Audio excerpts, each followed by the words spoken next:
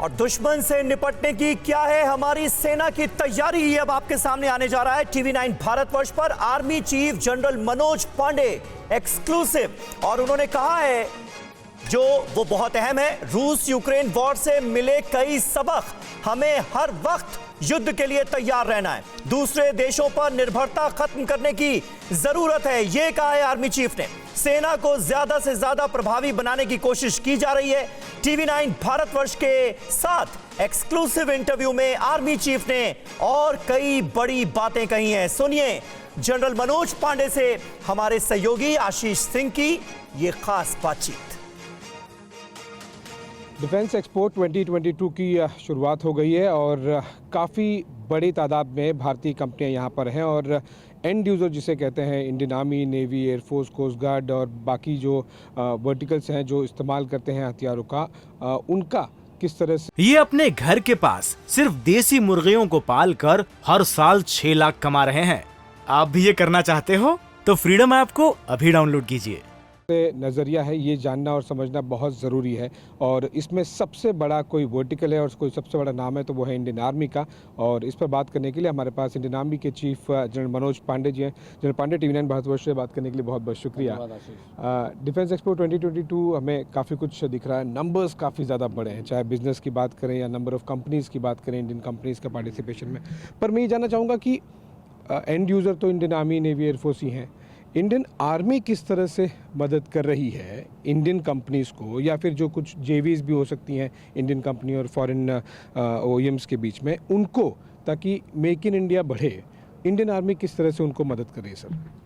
सबसे पहले आशीष मैं ये बताना चाहूँगा कि डिज़ाइन एंड डेवलपमेंट के फील्ड में या फिर मैन्युफैक्चरिंग ऑफ मिलिट्री इक्विपमेंट एक इट्स एन इकोसिस्टम, और इकोसिस्टम के मेरी समझ में 4 मेन पहलू है। सबसे पहला है रिसोर्सेज अलोकेशन, दूसरा है वायबल मार्केट, तीसरा है एनेबलिंग पॉलिसीज़ एंड प्रोविजंस, और चौथा है competition. And in all of these 4 we as a service we see our role in 2 distinct parts. One is as a facilitator for implementation and execution of government policies. Yes. And second role that we say is for providing a viable market. Yes.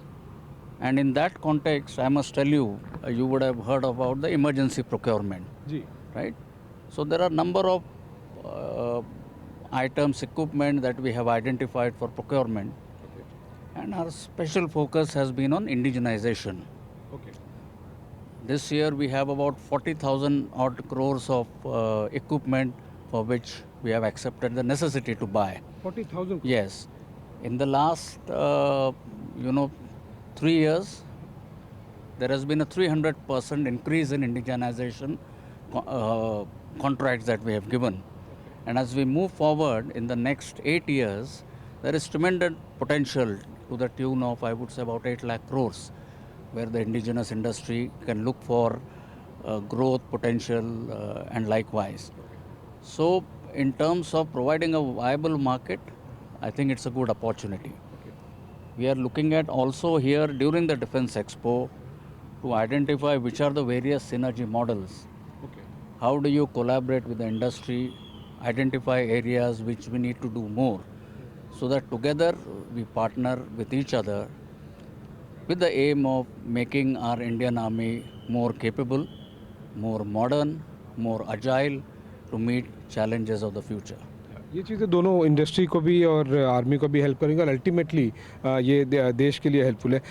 जो चीज़ आपने कही sir, उससे एक follow up question पूछना चाहता था मैं कि जो इमरजेंसी प्रोक्योरमेंट वाली बात आपने कही, उसमें सर्विसेज को पावर दिए गए हैं, लेकिन उसमें अधिकतर मेक इन इंडिया के तहत ही इमरजेंसी प्रोक्योरमेंट करना है, क्योंकि हम कई बार हमने पिछले कुछ महीनों सालों में देखा है कि ऐसे सिचुएशन बहुत बार आई है, LOC हो, LAC हो, चाहे बालाकोट हो, सर्जिकल स्ट्राइक हो या फिर गलवान हो, तो इमरजेंसी प्रोक्योरमेंट की ज़रूरत महसूस हुई। आगे भी इस तरह के सिचुएशंस हो सकता है आए, लेकिन केवल मेक इन इंडिया के तहत अगर वो इमरजेंसी प्रोक्योरमेंट पावर दिया जाए, ये इंडियन कंपनीज़ को, मेक इन इंडिया को, ये किस तरह से मदद करता है? मैं ये कहना चाहूँगा कि इंडिजनाइजेशन या आत्मनिर्भर होना और modernisation, I think there are two aspects which are complementary, right? So our mantra as we move forward is to indigenize, to modernize. And there is great potential in our country in terms of the new startup ecosystem. You have young, brilliant students who are coming up with new ideas, new innovations. We are collaborating with technical institutes, academia, such as the IITs, to find answers to our requirements. Right? So we must look at this as an opportunity, because there are tremendous advantages if we go indigenous.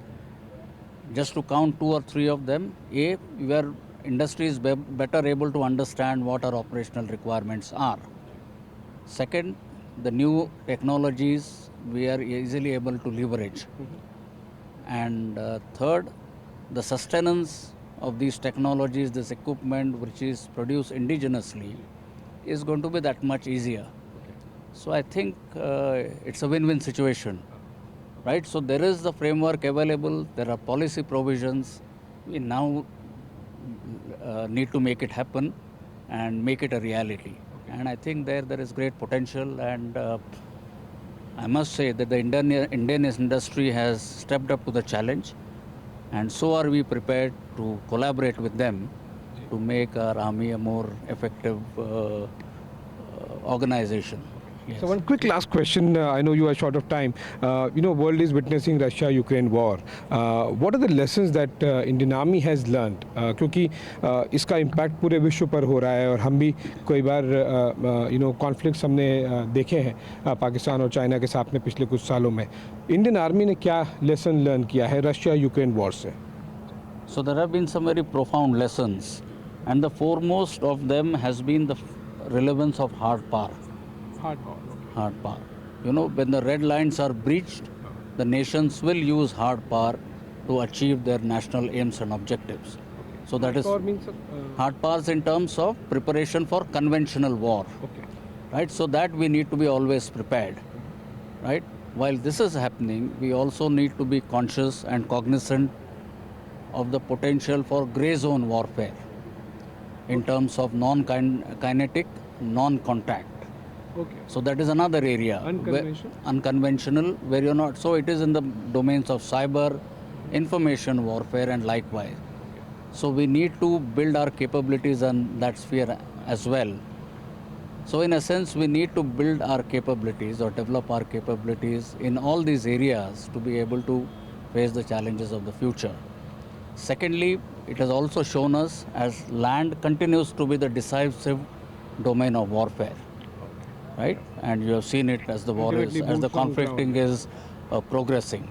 Third is the effect that it has had on global supply chains and disruptions has told us clearly that we need to develop our indigenous, self-reliant, self-dependent systems, so our dependence on outside agencies or those outside India is minimized or becomes zero. I think that has been a very critical lesson for us, and as part of that is what I would relate this whole initiative of Atmanirbharta, where we want to become more self-sufficient, more reliant, and least dependence on outside agencies for our defense requirements. बहुत बहुत शुक्रिया general Pandey, और उम्मीद करते हैं कि जल्द से जल्द हमारी तीनों सेनाएं, विशेष तौर पर इंडियन आर्मी, काफ़ी हद तक आत्मनिर्भर बनी है, और भी तेज़ी से और भी ज़्यादा आत्मनिर्भर बने.